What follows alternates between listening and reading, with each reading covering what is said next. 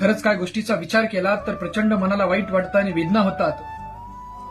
भ्रष्ट झालेले किंवा दूषित झालेले राजकारण या महाराष्ट्रातल्या देशातलं पाहिलं तर वाटतं, प्रश्न पडतो की माणूस या आमच्यासारख्याच्या आमच्या या नवतरुण पिढीसमोर किंवा नवीन येणाऱ्या पिढीसमोर आम्ही नेमका आदर्श काय ठेवतोय.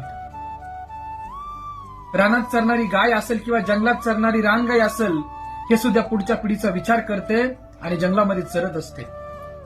रानगाईला तुम्ही कधी पाहिलं असेल तर जंगलामध्ये किंवा शेतामध्ये ज्यावेळेस चरते ना, त्यावेळेस सगळ्या रानगाय एकत्र येतात, अशा गोल बाहेरनं चरतात आणि त्यांची वासरं ही आतमध्ये असतात आणि बाहेरून प्रोटेक्शन देण्याचं काम त्या रानगाई करत असतात.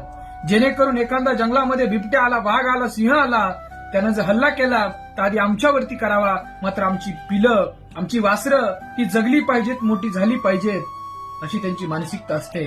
पण खरंच आज मला प्रश्न पडतो, या तरुण पिढी समोर आणि येणाऱ्या नव्या पिढी समोर आम्ही आदर्श काय ठेवतोय?